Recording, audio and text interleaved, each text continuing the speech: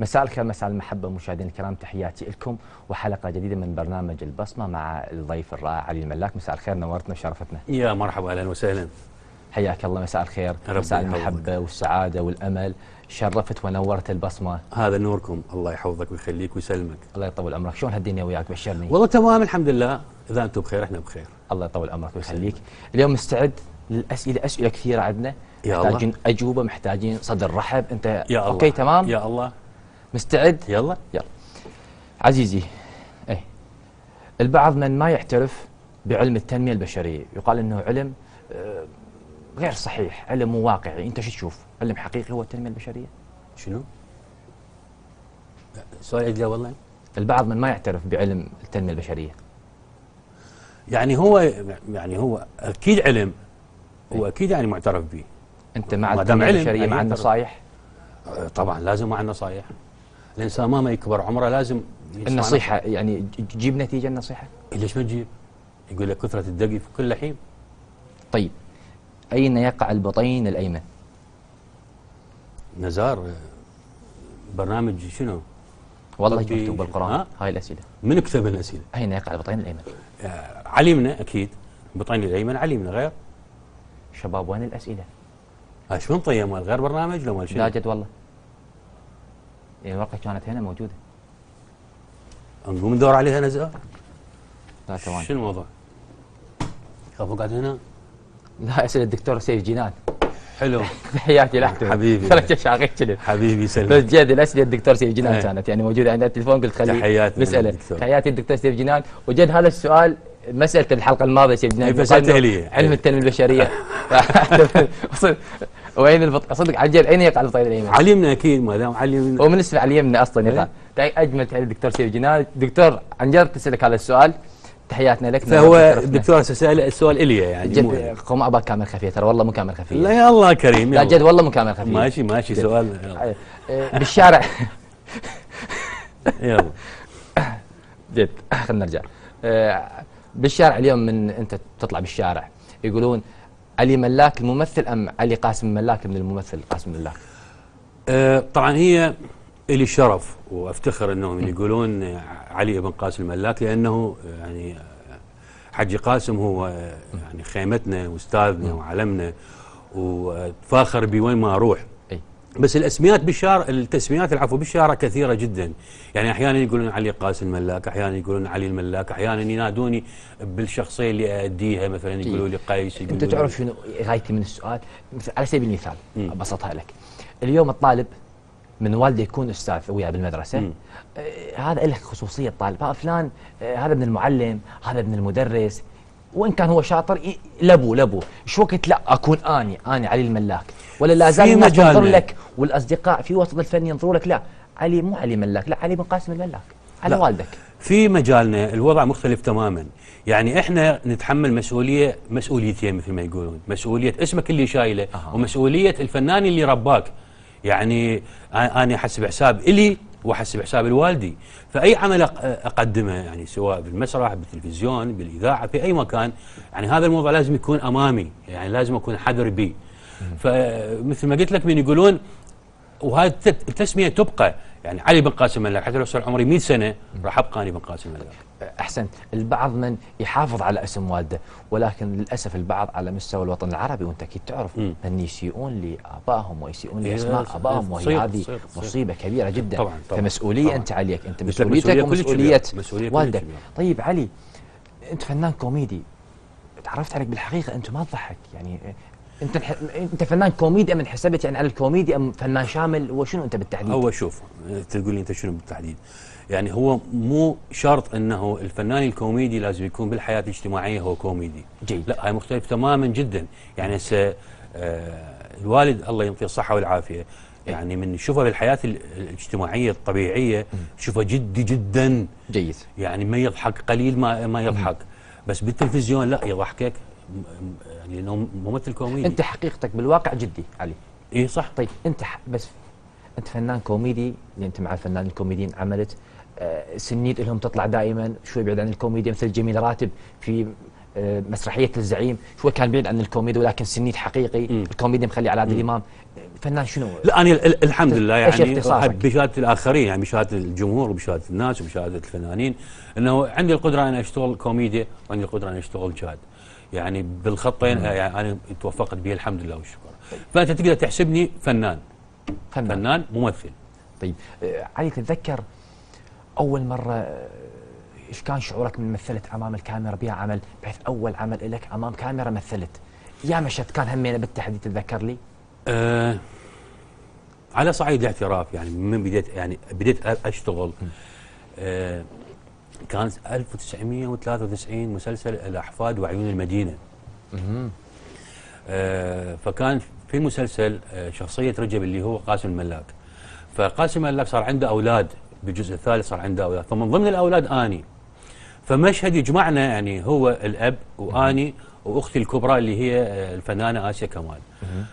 فكان التصوير 3 كاميرات اتذكر، فوصل الحوار الي اريد احكي ما اقدر. يعني حلقي يبس، عرقت، قمت ارجف، اريد الحكي يطلع من حلقي ما اقدر. طيب رجفت لان واقف امام الممثل قاسم الملاك ام واقف امام والدك؟ هي هاي المشكله صارت عندي، يعني الامور اختلطت عندي، يعني ما قمت اقدر احسبها انه قاسم الملاك قدامي كممثل لو قاسم الملاك الاب. فتاه الموضوع عندي، يعني فقلت لك اريد احكي ما اقدر، يعني قمت اعتعت امتمت اعرق، الحوارات تاهت من عندي.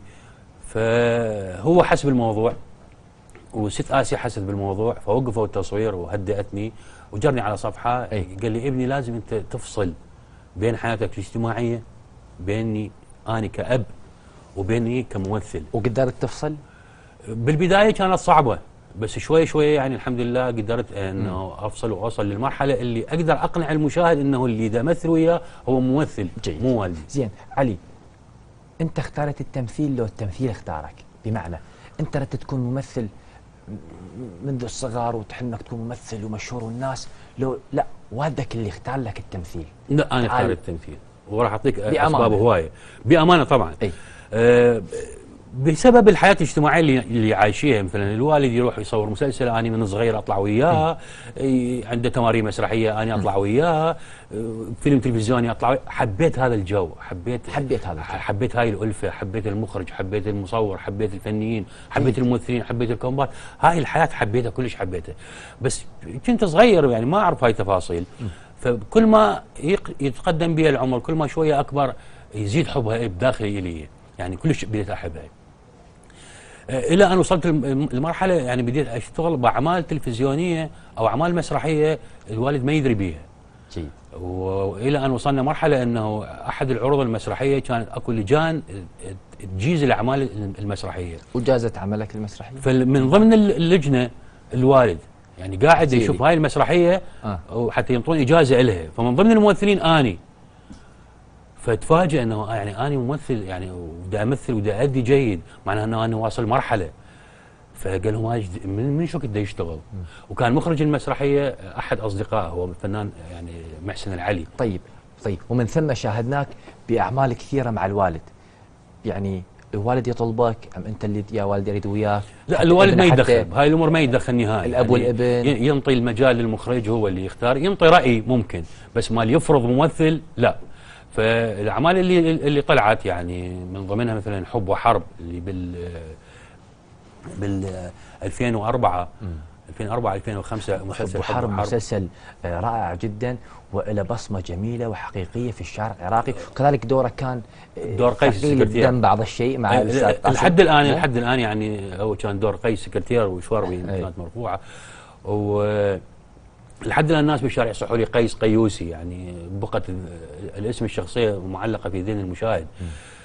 ف الاستاذ جمال عبد الجاسم كان مخرج العمل، هو اللي قال هاي الشخصيه العلي، بغض النظر انه علي بن قاسم ملاك او بغض النظر انه قاسم ملاك هو بطل المسلسل، فهاي شخصيه العلي. وكانت شخصيه حقيقيه وراهم عليك 100%. طيب ابنك انت تسمح له يدخل المجال الوسط الفني؟ ابني اشتغل هواي اعمال.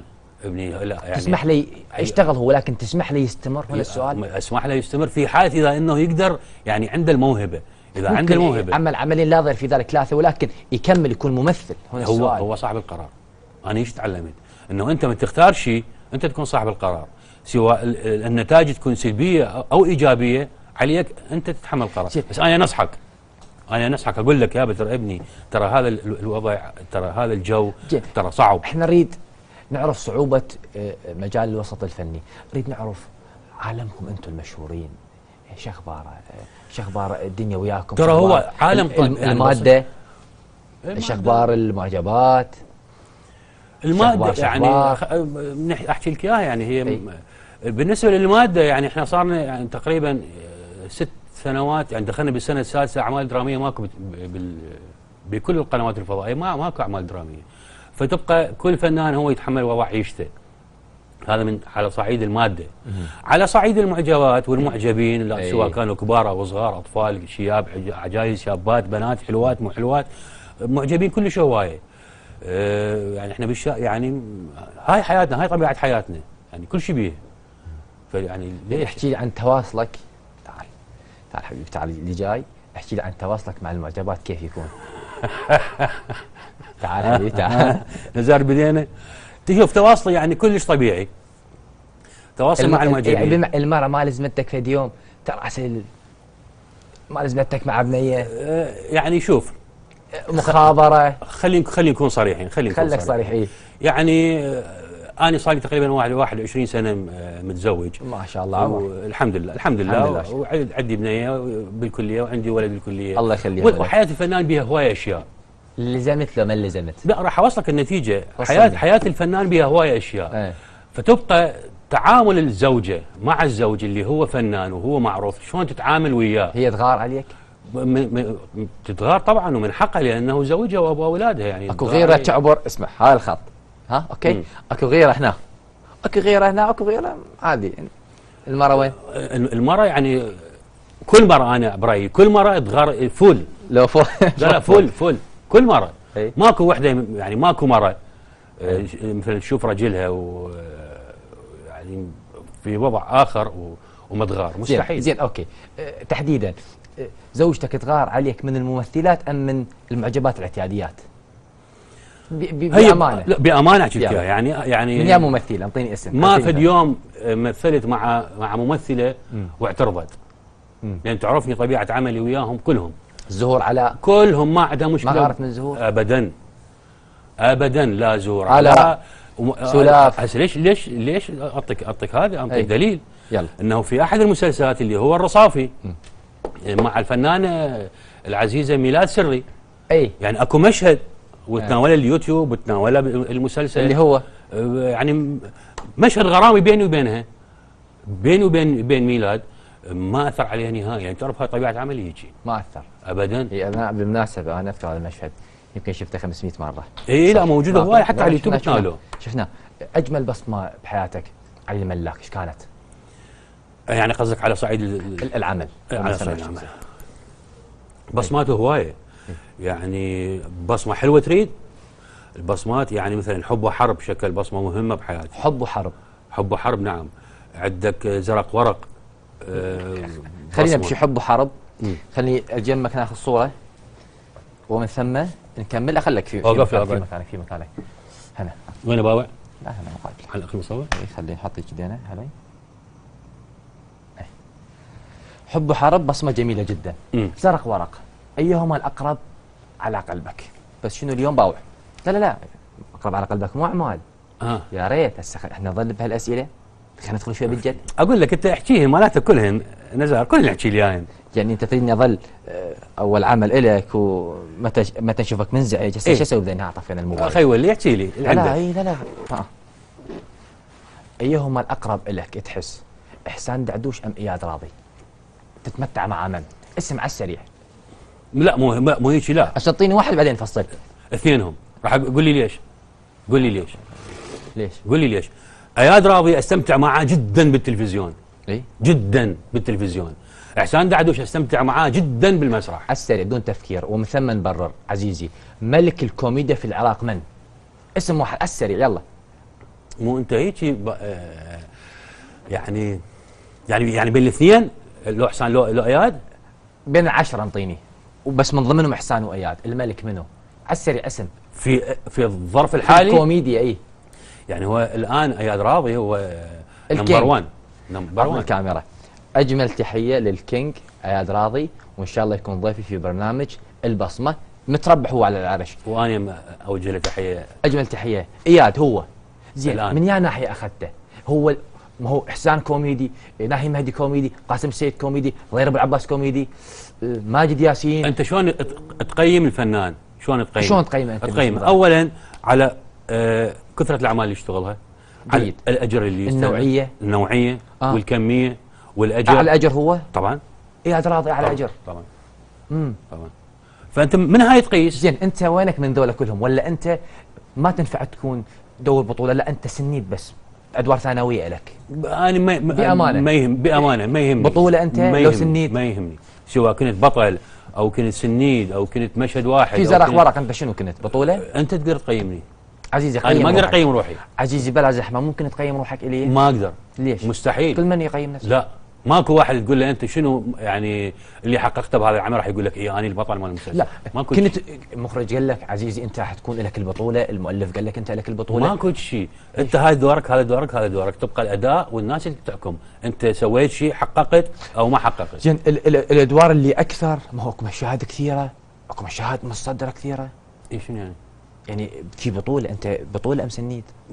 أم دور ثانوي. انت لو تقول هاي تسميه حقيقيه كان معناها بالتالي اللي يكتبون بطوله فلان سنيد وما فلان. كتبوا. لا ما كتبوا بطوله يعدون اسمائهم شباب عندنا التايتل نطلع اي اوكي كتبوا، احنا بالتايتل الامامي موجودين، بس ما يكتبون والسنيد علي. لا ما يكتبون، بس انت احنا الناس نقول مثل السنيد ام دور انا اعتبرني في ادنى درجات التوزيع التايتل، هيك اعتبرني. يعني افهم من كلامك هذا تواضع منك ام استهزاء لو شنو؟ لا تواضع ولا استهزاء. يعني اني انطوني عمل هذا العمل اكمله واسويه وخلاص. انا راح ادخل البيت؟ لا الصوره. وانا اخاف منك، انت سوالفك هوايه. حبيبي، فانطوني عمل، هذا العمل ادي واخلصه وتبقى انت راح تقيم. انت ما راح تقول لي والله علي انت مبدع. سؤال جيبوا لي الصوره خليني اقوم.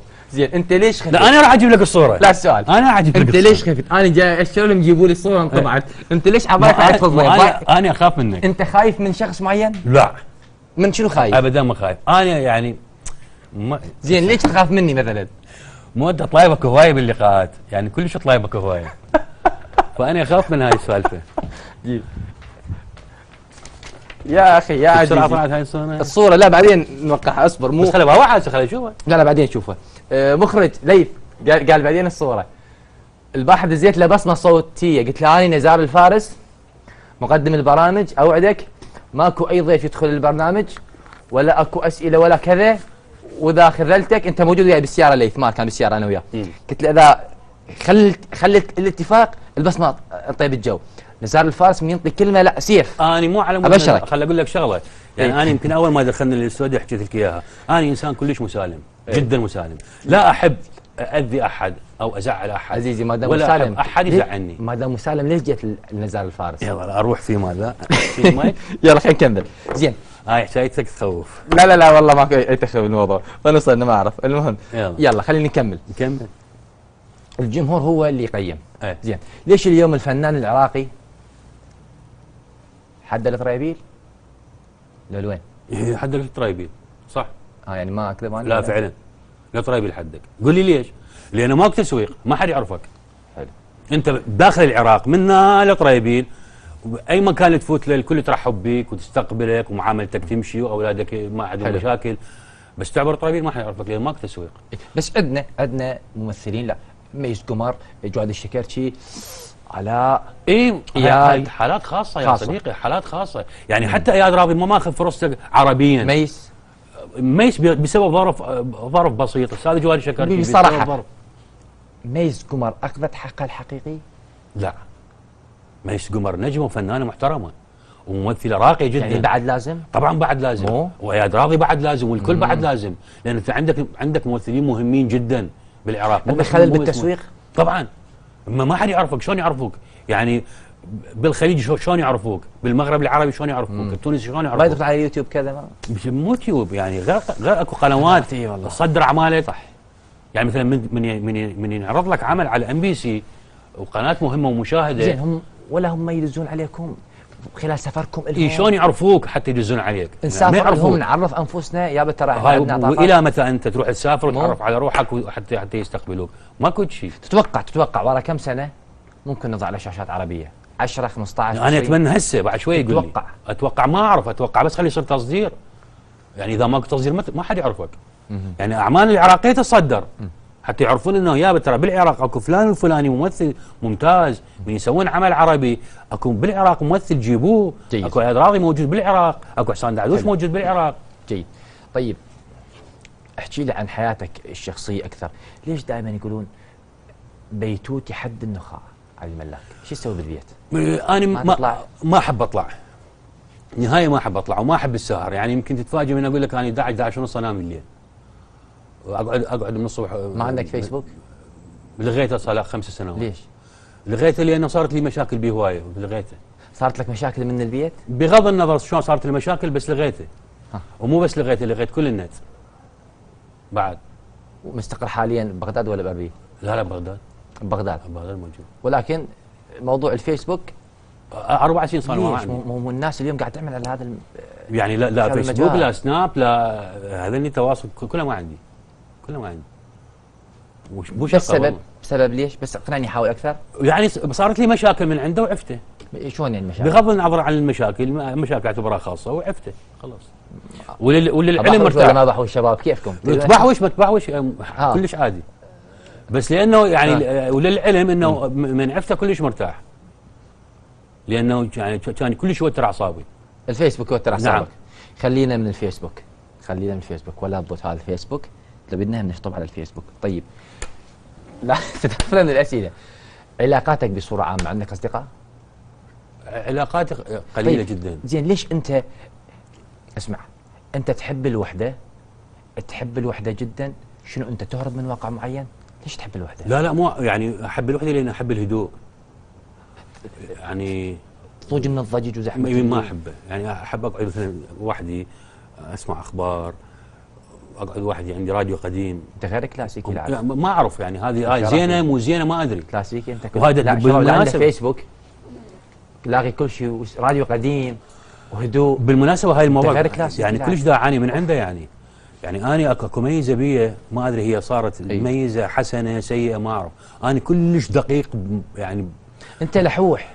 مو بس لحوح. لا تزعل انت لحوح. انا كلش لحوح. انا اقول لك اياه انا كلش الح. يعني مثلا هاي اقول لك هذا التليفون شيله من اللي راح يوقع. انت ما شلته. اقول لك نزام شيله التليفون راح يوقع. انت ما يعني راح اظل الح الى ان اشيل التليفون. انا هذا طبعي. هذا شيء زين مو زين ما اعرف. حريص. بس بعملي كلش لحوح وكلش حريص وكلش دقيق. زين منو اللي زعل من حرصك؟ منو اللي زعل من ملحتك؟ قال لك كافي عاد لا تلح يعني خلاص انتهى الموضوع. يعني اقرب شيء عندي بالبيت ينزعجون من حرصي. وينزعجون من الملاحه مالتي، ينزعجون من يقولون انت قد تنقنق وش قد تلح وش قد هذا. بس هذا يعني مو انا اصنعه، هو طوع بيه. يعني انا كلش الح وكلش دقيق وكلش حريص. شلون ما ادري. على طبع بينا. الشاعر الكبير الاستاذ حازم جابر يقول طبع بينا الجرح ندعي له حتى يطيب، إلك بيه جرح ادعي له ما يشفى. المن تهدي هذا البيت؟ الكبير حازم جابر الله يحفظه ويخليه وتحياتنا له ان شاء الله.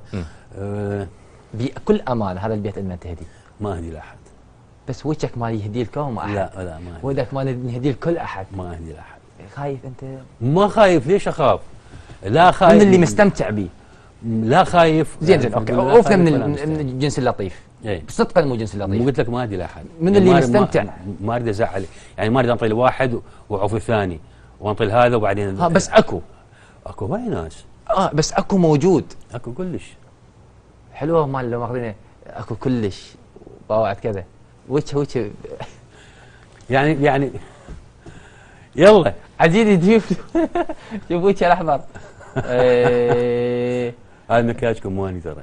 بس اكو كلش. نعم انت الك بيه جرح ادعي له ما يشفى.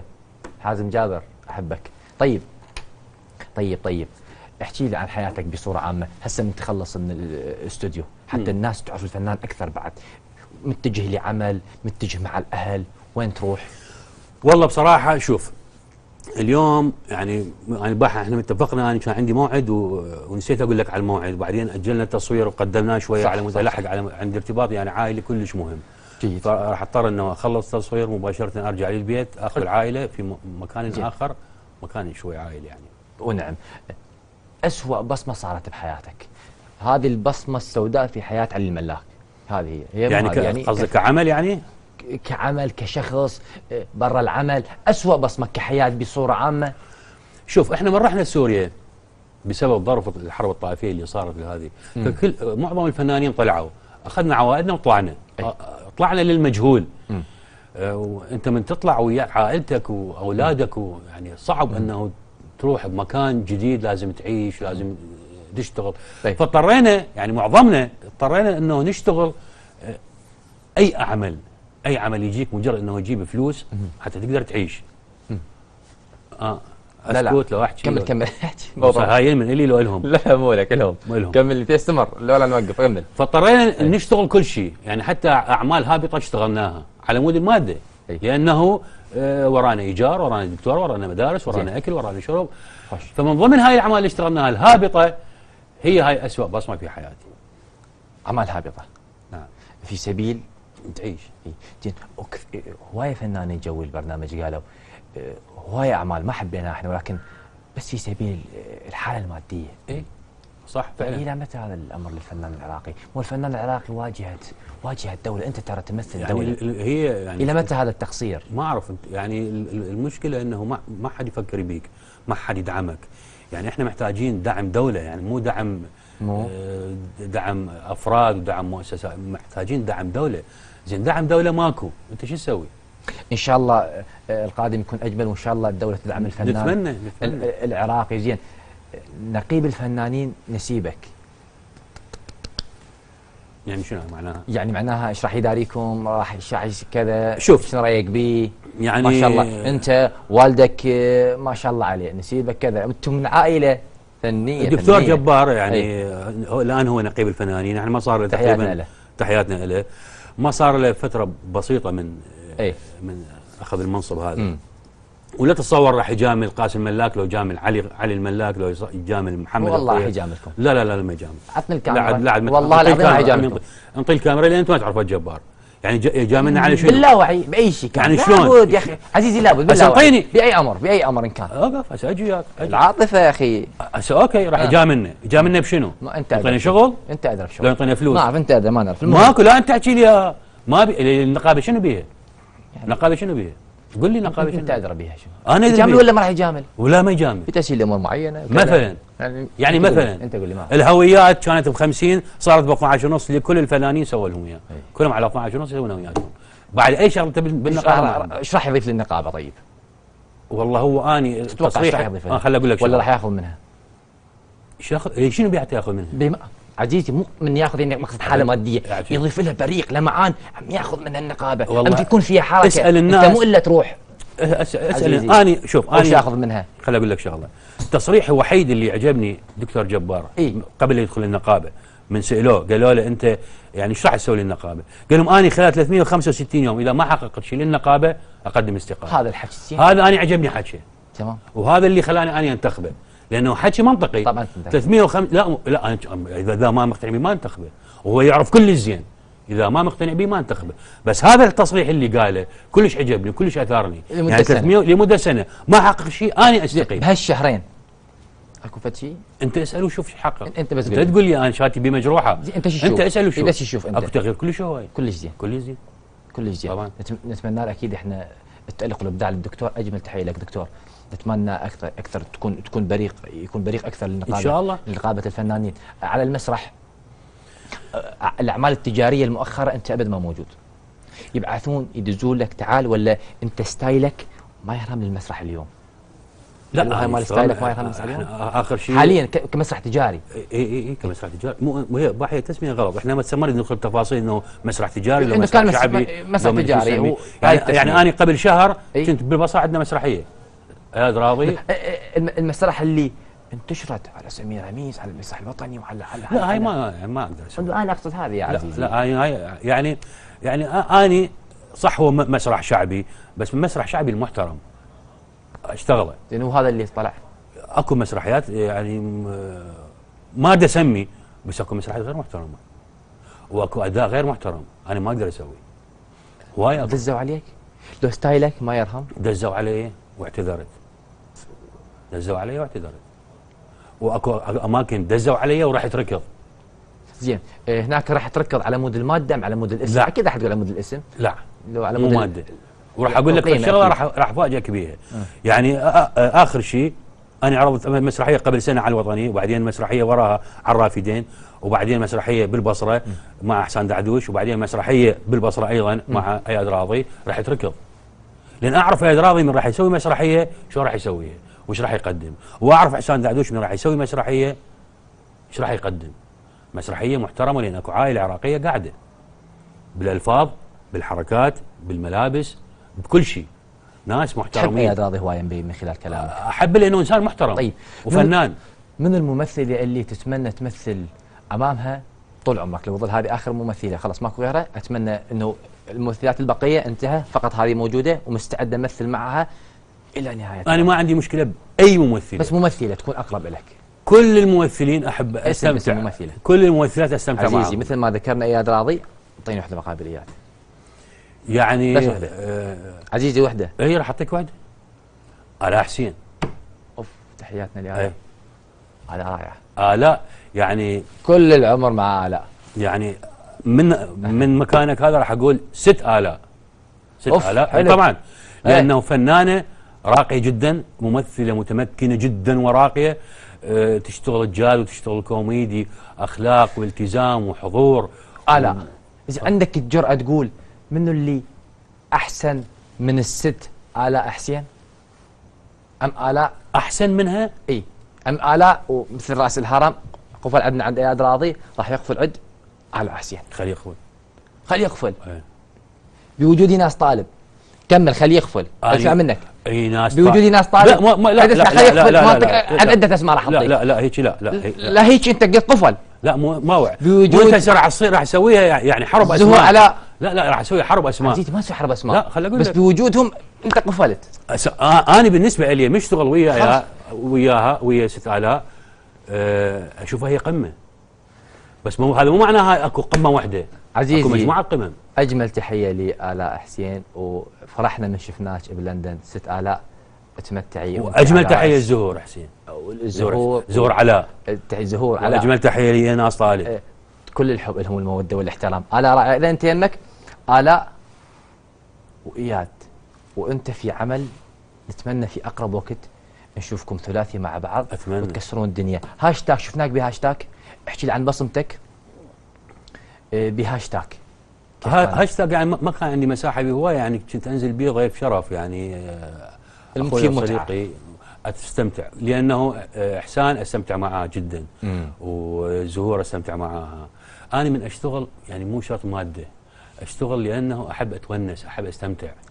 يعني اول شيء اشوف جماعتي، ثاني شيء استمتع وياهم. عندك عمل غير التمثيل تعمل به ولا فقط تمثيل؟ لا فقط تمثيل. الوارد المادي فقط من التمثيل؟ اي نعم. يكفينا؟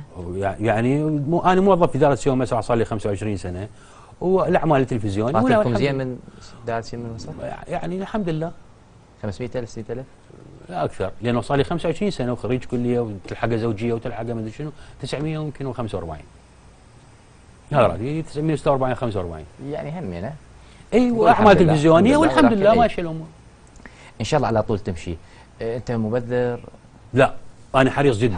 حريص جدا. يعني كل شيء احسب له حساب له، يعني مو مثلا شيء يجيني اصرف، لا مو من هالنوع. من نوع يعني مثلا حاسب انت من النوع اللي تحسب الباكر على فكره. اي مو كلش. اكو من ما يحسب. لا انا لازم احسب. تسهر انت انت قلت لي ما اسهر مع الاصدقاء تطلع ابدا. تشرب؟ ابدا. كنت اي وست ركض، بس الجقاره بعدني ايهما الاخطر تتوقع؟ ايهما الاخطر الشرب ام شرب السجاير؟ لا السجاير اكثر خطوره. السجاير اكثر. الكحول يعني، بس الكحول من يعبر حده يؤذي طبعا اكيد، بس الجقاره تؤذي اكثر. تؤذي اكثر الجقاره من طبعا، بس ما نقدر نعوفها. بس قصر لك الدخن. احسب يعني اعطيني اريد احسب. يعني شو اقول لك 25 30 سنه 30 سنه. اي راح يقول ايش قد عمرك هسه؟ يا مواليد انت؟ 69. 69. نعم. عزيزي هذا خشب؟ خشب حديد شد دق الحمد لله. شباب اي خشب يكون مواليد 69 ما شاء الله. يعني انا عمري 50. خليك الشباب قدروا لي عمره، انا اقدر عمرك جد 80 79. لا فرق 11 سنه 69. 31 7 69. عزيزي انت ما متعوب؟ ما ماشي هوايه. ما ماشي هوايه جد انت ما ماشي هوايه؟ الحمد لله، يعني الحمد لله هاي بينا فد ميزه، يعني ما يبين بينا الكبر، وهذا فد شيء كل زين الحمد لله. بس الان يعني بشوف بدل شيب خايف من باكر من العمر؟ الحمد لله على كل شيء، ابدا ابدا. كيف الناس باكر تذكرك تتوقع؟ اهم شيء السمعه الطيبه. يعني انا كلش يعني افرح من يقولون الله هذا ايش قد ابن اوادم، ايش قد اخلاق راقيه، ايش قد انسان محترم، هاي كلش تهمني، وكلش يعني اسعى لها بحياتي. تتوقع الناس وراء 20 سنه تذكرك ام تنسى؟ خلاص فتره غاب اصلا راح ننساك، تتوقع انت من الناس اللي راح تنذكر ام من الناس اللي راح تنسى؟ اتمنى. اكو اعمار راح تبقى ورا 20 سنه لك؟ تتوقع؟ اتمنى اذا صار. لو حاليا نعتزل، حاليا انت اعتزلنا خلاص، اوكي سنة احنا اعتزلنا زين، حاليا جت 2040، تتوقع في عمل تبقى هاي الاعمال اللي اشتغلتها انا مثل ما بقى يعني مسلسل تحت مسلسل حلاق بالذاكره، هاي انا ما اقدر احكمها، تبقى بالذاكره. عالم ست وهيبه يعني تتوارثها الاجيال، ممكن 15 او اكثر ولا 20 بس ممكن يعني تتوارثها الاجيال، ما اعرف، هذا راي الجمهور مو رايي. تتوقع انت تتنبأ اكو عمل راح يظل بس تنبؤات؟ هو يعني الاعمال اللي اشتغلناها اعمال كلش هوايه مهمه، بس هل تبقى ما اعرف. يعني مثلا عندك النسر وعين المدينه ايش صار له عمره؟ صار له عمره 40 سنه. اي الذئب وعين المدينه بس مبدئيا حب وحرب حلو، ايش صار له؟ لا زال صار له 14 سنه وصامد، يبقى بعد اكثر، يمكن يبقى بعد 5 سنوات بعد يبقى. انا بشرك يبقى 20 سنه، هاي بعد نبصم لك اتمنى ل 20 سنه. عطاني البصمه خليني اتمنى. هسه شافك الصوره، شوف ما جبت لك ضيف البرنامج حتى ما تقول كنت قد الكلمه. هسه وقع يعني ثلاث كلمه تقبل الموقع تكتب. بس اقول لك كم كلمه حلوه نظراتي السياره. يلا كم كلمه حلوه البرنامج شيء انت قبل جاي توقع.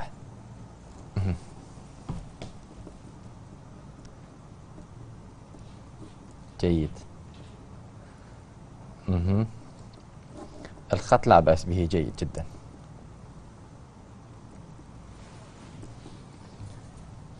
ايش قد؟ جيد.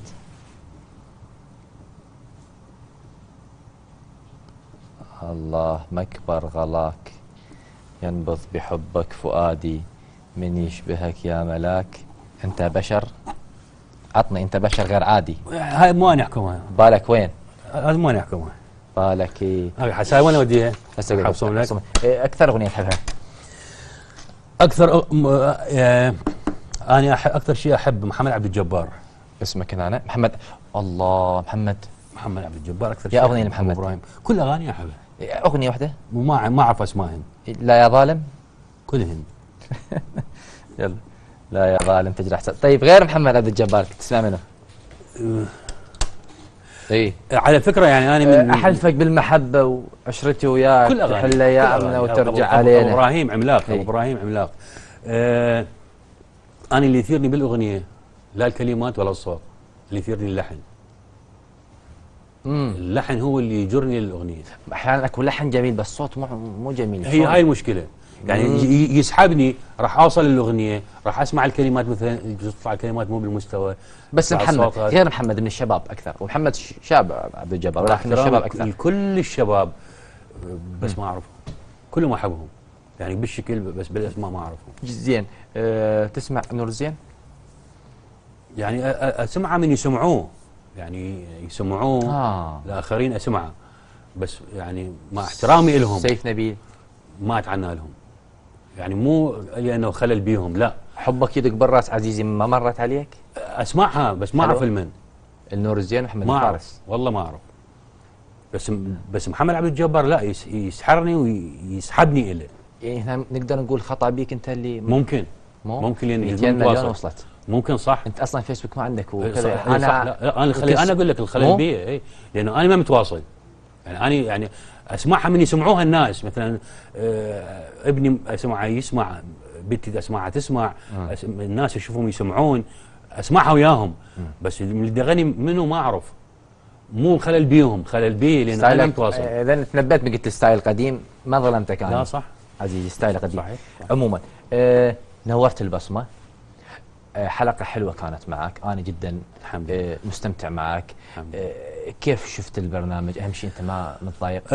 بصراحه راح احكي لك اياها، بصراحه انا كنت كلش متخوف يعني، لانه قلت لك انا من نوع مسالم وما احب المشاكل وما احب اذي احد وما احب احد ياذيني وما احب اسمع احد حكايه وما احب احد يسمعني حكايه. فانت من نوع يعني ربي يعطيك الصحه، انت من نوع يعني ما عندك سقف زمني او سقف او خط احمر بالتقديم، يعني عندك كل شيء مباح. فهذا خطر، يعني خطر، يعني اكو يتقبلوه واكو قسم ما يتقبلوه، فانا اشوفه كلش خطر. فكنت كلش خايف، وحتى ما اخفيك سر انه البارحه وصلت مرحله انه اخابرك واعتذر لانه سالت وشفت يعني على اليوتيوب شفت يعني اكو مفاجآت هوايه. فبعد ما وعدتني انت وقلت لي انه راح يصير لقاء اعتيادي ما بهاي الخطوط الحمراء الخارقه اللي راح اسويها، الحمد لله. ومع العلم انه انا اعرف اني ما عندي مشاكل ويا احد. عزيزي انت ما عندك شيء، لو انت عندك شيء ما سكتت لك. لو انا عندي شيء والله ما اسكت لك، ما اجيك يعني من تخابرني اسوي لك بلوك وحذف وانتهى، لانه اعرف راح تنبش هذا الموضوع. لا لو عندي شيء، بس الحمد لله. بثق بكل امانه، راح ارجع اقولها والله، اللي ظهر الاعلام فقط احكي بيها، اللي ما ظهر مستحيل انا ما احكي بيها. وانا سعيد بالمناسبه من الفنان اليوم يتخوف من يجي نزال الفارس. ليش سعيد؟ لان برنامج مو حال اي برنامج. تعرف فنان ساعة الصبح، ساعة عصرية، بالليل، ايش قدمت بداياتك نهايتك؟ بس سمع عليك بكو الناس، سمع عليك شويه. بس انا احب الفنان قبل لا يجي عن جد يحسب لي 1000 حساب وللبرنامج يلا يجي انا سعيد، فلا يرفض. هذا نسميه غرور لو نسميه شنو؟ تقدم برنامج انت عزيزي راح تصير لي. اتمنى لك حياة حلوة حبيبي وسعيدة. يسلمك. اهلي كلش يحبوك، الله يحفظهم. والدتي ووالدي يسلمون عليك هوايه عن جد، امانه سلمي عليهم، كلش يحبوك وانا كلش احبك. سلمك. وابشرك الفنان اللي احبه ابدا اني عوفه واللي فلا تخاف. لا انا اكو مثل يقول لك يعني حرامي لا تصير وسلطان لا تخاف. يعني الحمد لله ما عندي شيء. لا ما عندك. صبحتي بيضه ايش تريد تسوي سوي. بيضه. الله عليك تبوس لعيون الاستاذ الكبير. الله يخليك. يوصل ان شاء الله. انا لو ما ادري بيه بهذا الوقت هو نايم، كان فتح لنا تليفون وياه وحكينا وياه، بس هذا الوقت نايم. كل الحب له. يسلمك. امانه تسلم لي عليه، كلش نحبه، ما اقول بس انا احبه. الله يحفظك. واحنا انا اتمنى احاوره، ولكن اعرف هو كاستاذ كذا وبعيد عن البرامج. صح. انا جدا احترم هذا الرجل. الله يخليك. الله ينطي طولة العمر والصحه والعافيه. وتقول له نزار الفارس يقول كلش احبك، وعدتني بزياره له حتى ابوس عيونه ان شاء الله. كلمه لبرنامجنا حبيبي. برنامج حلو، اسلوبه حلو، طريقته حلوه، اسئلته مستفزه نوعا ما، يعني خد وعين. حلو يعني على الاقل بالنسبه لي حلوه. ستاف حلوين. الله يخليك. والبطل هنا نزار يعني مبدع، ويا رب يوفقك وتتالق ومن برنامج الى اخر ان شاء الله. نورتني وشرفتني. الله يحفظك. شكرا لك وشكرا لكل من يشاهدنا. تحياتي لكم ان شاء الله. نعيدها بس بقيه ما تقصر بالمونتاج، امانه البقيه. اوكي يلا. ان شاء الله كنا نكون بصمات ايجابيه بالمجتمع، كنا ملحنين، شعراء، معلمين، دكاتره، مهندسين، محاميين، انت شنو بعد؟ صيادله بعد، مهندسين. شوف كنا عندنا ترى مصورين صيادله، مهندسين، هنا دكاتره، كلكم انت كلكم، ولكن تكون بصماتنا حقيقيه في المجتمع. احبكم نزار الفارس، الى الملتقى.